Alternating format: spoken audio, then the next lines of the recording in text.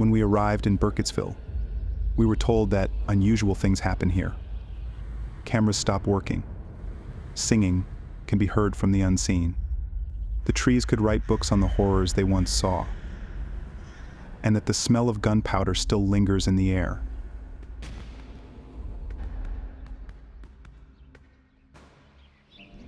So we were ready for anything when we arrived at one of Maryland's largest dairy farms.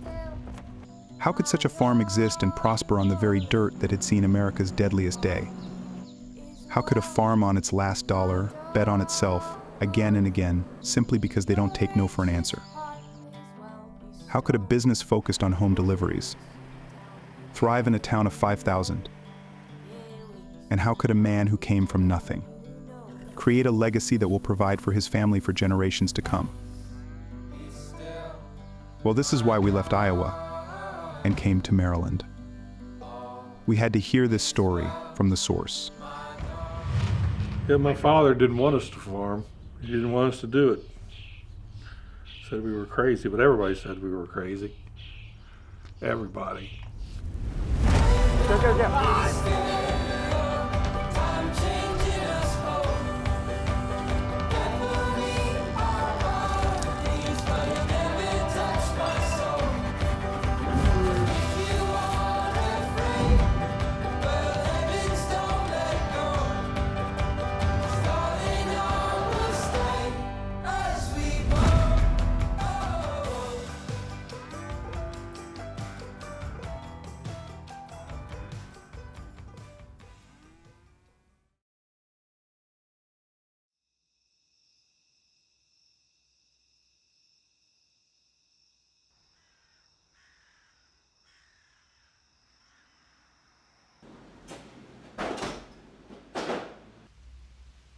The Great Frederick Fair in 1971, I was showing beef that year, and he had normally shown beef in 4-H, and we actually met in the beef barn.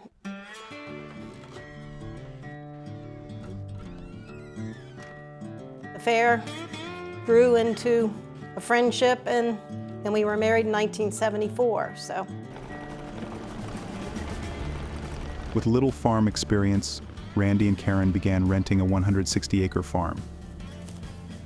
After years of struggle, they were eventually given the opportunity to buy the farm, $500,000, for 160 acres and 100 cattle. We milked cows, 100 cows for 2.5 years. It was really rough. I mean, it was hard to pay the bills. Karen was still teaching school and making some money. You would drink a quart of milk out of the cow line that was raw milk and add Nestle's Quick to it. And that quart of milk stuck with him until I got the McDonald's hamburger on the way home at 4 o'clock. You can't have other interests. Your own interest can be that farm because 24 hours a day is you got to be there. It was that mindset that turned their little farm in 1987 into the dairy powerhouse that's known today as South Mountain Creamery. Their original 160 acres soon grew into over 3,000 across 7 farms. 1,800 of those acres are row crops. 650 are for their milking barns and pastures. 20 acres are designated for chickens, and their state-of-the-art creamery sits on 10 acres, while the rest of the land is unfarmed. With Randy and Karen retiring in 2017, they passed off the reins to their son Ben and wife Kate, along with their daughter Abby and husband Tony. The 4 of us are owners, me and Kate and Abby and Tony, my sister and brother-in-law. And then we have 4 children, they have 2 children. Day-to-day decisions on the farm side are made by me or Kate. On the creamery side are Abby and Tony. Now we have to be professional, right? Okay. Even less professional. Some days I love it, some days I hate it. I mean, I love it because I'm working with my kids, I'm working with my husband, I'm working with my in-laws, working with my mom. It's, you know, that's great. But on days where you're out there and it's like 10 o'clock at night, it's like, man, if I had a regular 9-to-5 job, I'd be home by now, getting ready to go to bed. But I wouldn't change it. We're in the Appalachian Mountains. Right over the mountain from us is Antietam Battlefield. It's challenging because Maryland is one of the most regulated states for farming. We've got the Chesapeake Bay right here. You know, we're not allowed to haul manure between, should be December 15th to March 1st. We're milking about from 550 to 570 cows, and that's Holsteins, red and white Holstein, Jersey, and Ruth has a couple of brown Swiss in there. So we chop 1,000 acres of grass in the spring and then plant 1,800 acres of row crops and chopping alfalfa and fixing equipment, and that kind of just all rolls into each other. And then before you know it, it's fall, and we chop 600-700 acres of corn. Then you just do it all over again. Farms of America is presented by RM43, Serious Weed Control.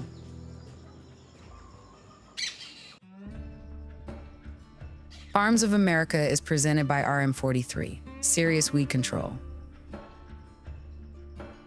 The recent growth and expansion of South Mountain Creamery starts with their 66,000 square foot robotic milking facility, featuring robotic milkers, feeders, and manure collectors to take care of their more than 500 dairy cows. We went to robotic milking in 2011. We felt like at the end of the day, with labor costs, that the robots were really our way of growing, and growth is expensive. With each of their 8 robots costing $200,000, it was a risky investment, but it's paid off for the farm. The greatest benefit to the robot is that it does its job 100% every time, every day, every time. It's the same thing. So she's come in, her collar is red, the robot knows exactly who she is, how much milk she's going to give. The brushes go in, they stimulate her teats, the cup's attached to each of her quarters. And the really good benefit about robots is that when each quarter is finished, the cup is removed per quarter rather than the entire unit. So that's just healthier on teat condition and just healthier for the udder. These things also collect about 150 data points per cow for milking. So this cow here, the teal color of that graph is her rumination, which is how many times she's chewing her cud, because cows are ruminants. And you can tell here at the end of March, something happened. She decreased her rumination. The black line is her milk production. That crashed. Orange is her eating minutes, so how much time is she spending at the feed bunk eating? You can tell that she's crashed hard, so something was wrong. And so we went out to this cow and she had bad bloat. So she had a lot of gas in her stomach, so of course she's not going to be feeling good.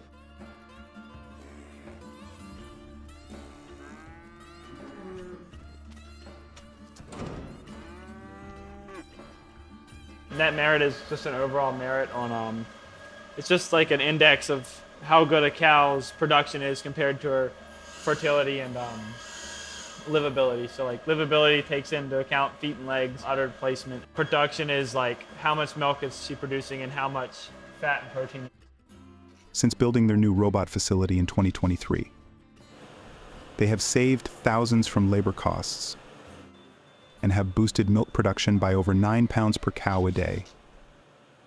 Although robots have taken a lot off of the farm's plate on the milking side of things, there are still some jobs that robots just can't do. We're gonna drive out here and someone's gonna drive and the other one's gonna jump off and catch this thing. Let me tell you, I hate tagging calves. I get really anxious because I don't want anybody to get hurt. Yeah, no. You know, you're trying to kind of get beside the calf so whoever's in the passenger seat can jump off and grab them real quick. This thing's gotta either slow down or you gotta speed up. Because they're like, it's fun, you get your adrenaline going. And I'm like, no, I get gray hair when we do it.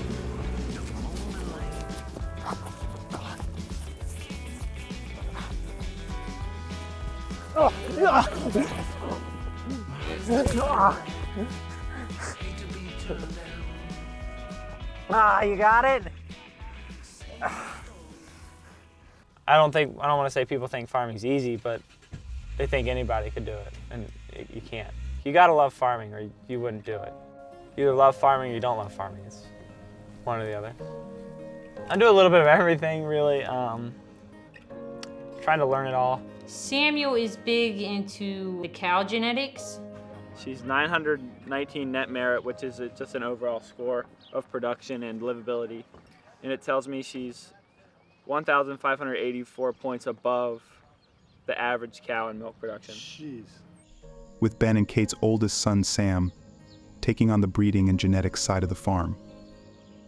The future merit of the herd lies in his hands. He's getting ready to move out. I cried when he went to college, and Ben thought it was just crazy because, you know, he wasn't going that far and he was going to be home. I said, I don't care. It's my baby boy is not going to be here all the time.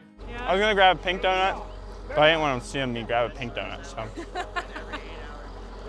I'm going to try not to cry because, sorry, just a mom. He's a good kid, you know?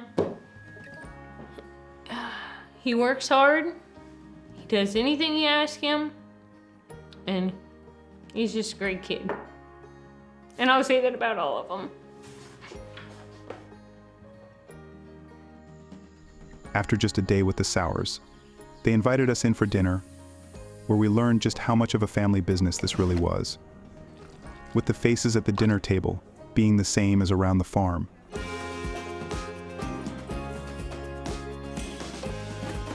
And that the Sowers' 4 children, Sam, Blue, Elijah, and Ruth, are all going to have a place in the operation one day, if they wish to.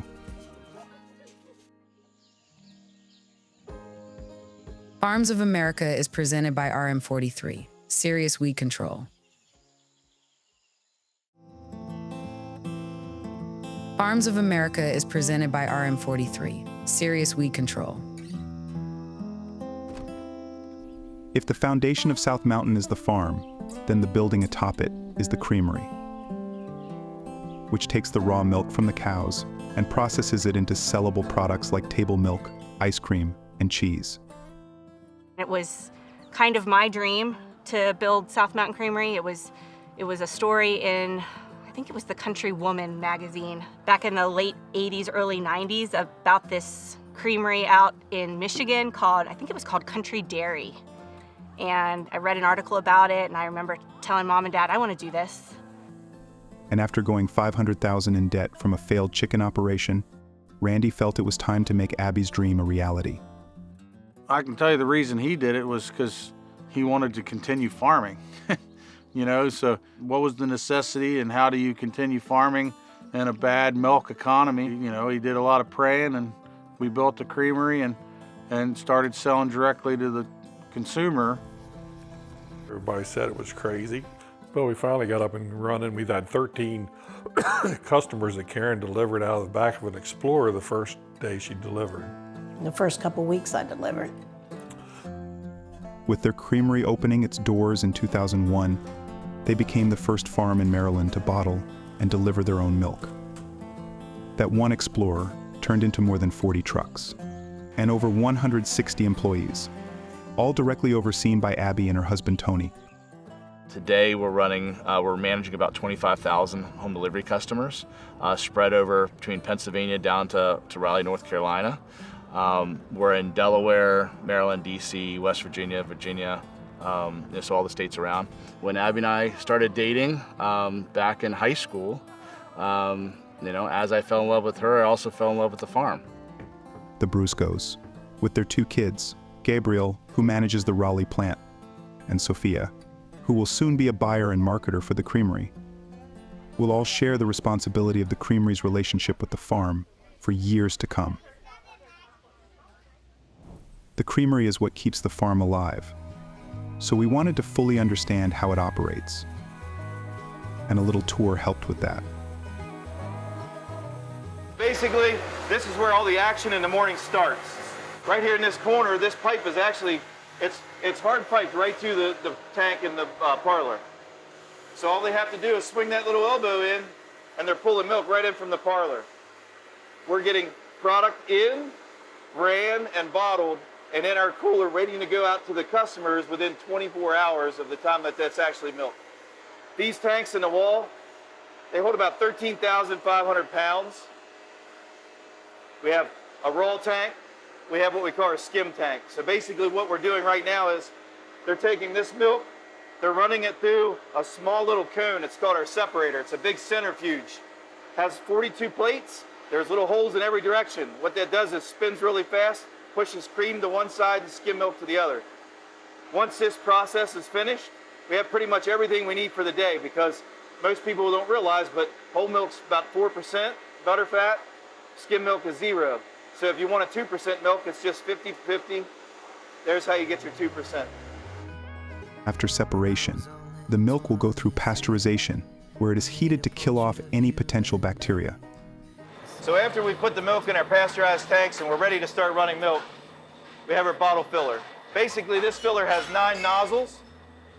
Each nozzle has a rubber boot and a piston in.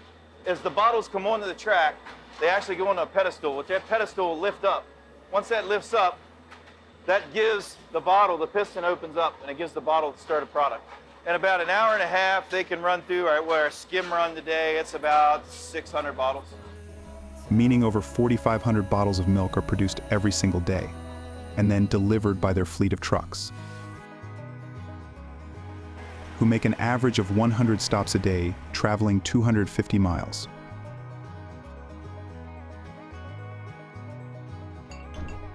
Collecting all empty bottles so they can be reused, thanks to the creamery's 1930s bottle washer. Plastic, a lot of people says it changes the taste of the milk, and I do agree with that. There is a difference in plastic and glass. It seems much more fresh, unadulterated in glass. The other part of you're actually, these bottles, I've seen bottles here that I can almost guarantee have been washed and reused 10, 20 times. So yes, you're buying it once at a price that's a little higher than plastic, but in the overall, that plastic goes out, we don't reuse that. So it's also a cost savings if you really look at it. Milk isn't the only thing on these trucks. Customers can order meat, ice cream, eggs, vegetables, and much more. Everything that South Mountain doesn't produce, they buy from other local farms. And to make sure that no trucks miss a delivery, they even built their own shop and have their own mechanics to take care of the constant maintenance that is required. On top of the 15% from their grain sales, milk production contributes to 80% of the farm's yearly revenue. After the milk is processed, the creamery makes a variety of different products that get sold through their home delivery, retail, and wholesale channels, with the creamery depending on the farm for milk year-round, and the ability to sell at a price that works for both parties. It's fair to say that Randy's decision to start a creamery has paid off. Farms of America is presented by RM43, Serious Weed Control.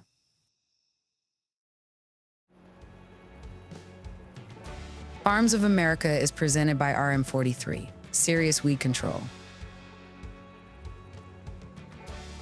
Despite it being the very thing that almost took them out of business in the 90s, South Mountain opened another chicken operation in 2011, but this time on their own terms and with no contracts, with the majority of the eggs being sold on their own delivery trucks.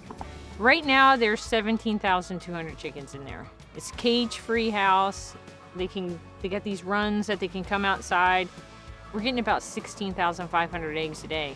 We're selling all the eggs ourselves, so it's mostly home delivery. We do have a couple wholesale people, like restaurants that are in DC, buy eggs on flats. It's all us. We're not depending on somebody else saying, hey, this is what your egg price is going to be. Although it is considered to be a rather small part of their operation, egg sales contribute to 5% of the farm's yearly revenue. Randy made sure that this time, the farm would control the price of the eggs, because he was done with being taken advantage of. They weren't paying me anything for eggs. I started throwing them in a manure pit and got on national news. I had people from California call me and say, hey, we saw you on television. But I'd be free as a bird, no Walmart park.